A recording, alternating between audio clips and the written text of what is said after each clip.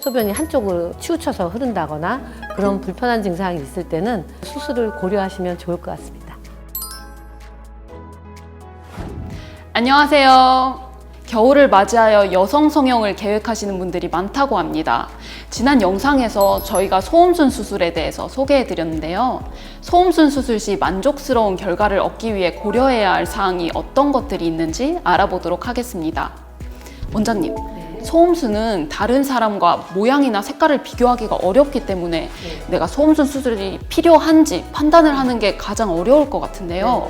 어떻게 판단하면 될까요? 많은 분들이 진료하다 보면 소음순이 좀 길거나 약간 비대칭이거나 불편해 보여도 그거에 대해서 잘 인식하지 못하는 분들이 사실 좀 많더라고요. 원래 다른 여성들도 다 그러려니 하고 그냥 그러고 사시는 경우가 많은데요. 이렇게 수술이 필요한 경우는 소음순이 양쪽이 너무 이제 길거나 두껍거나 그러면 일단 바지 입을 때 타이트해지면 아래에 막 껴서 이제 불편함을 많이 호소하시고요.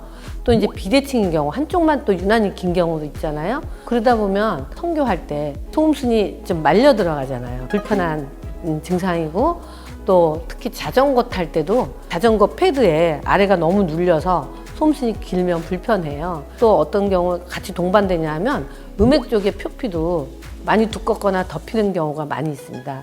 그런 경우는 또 이제 성감도 약간 떨어지고 또 드물게는 이제 뭐 소변 볼 때 소변이 한쪽으로 조금 이렇게 치우쳐서 흐른다거나 그런 불편한 증상이 있을 때는 아무래도 수술을 고려하시면 좋을 것 같습니다. 그럼 이상적인 소음순의 크기와 모양은 어떻게 되나요? 명확한 뭐 기준이 있진 않지만 위에서부터 소음순 전체 한 3분의 2 정도까지는 이렇게 스무스한 곡선을 그리면서 점점 좁아지면서 3분의 1 정도는 약간 소음순이 별로 없는 그런 모양이고 어떻게 보면 약간 입술 모양 같은 그런 모양이고요. 길이 정도는 뭐 한 1.5cm 정도 이내. 아마 이제 그림을 조금 이제 보시면 좀 더 이해가 조금 더 쉬울 것 같습니다. 네.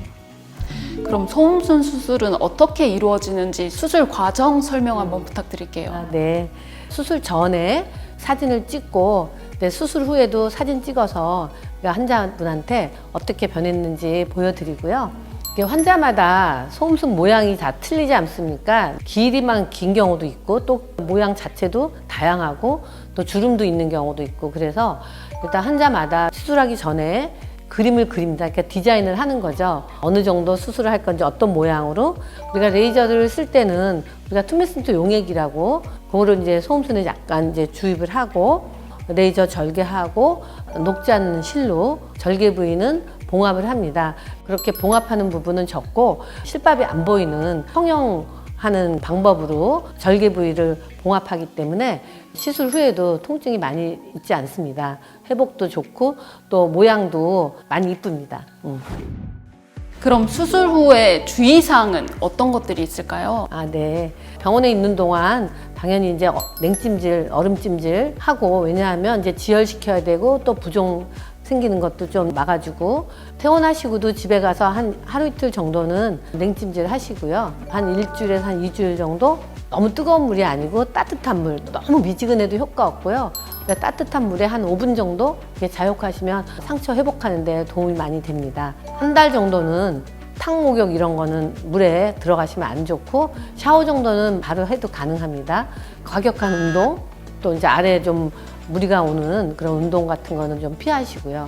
옷도 너무 꽉 끼는 바지, 특히 청바지 같이 조직이 딱딱한 그런 옷은 피하셔야 합니다. 왜냐하면 상처에 영향을 끼칠 수가 있어요. 또 가능하면 치마 입으시고 좀 헐렁하게 옷 입으시면 더 좋습니다.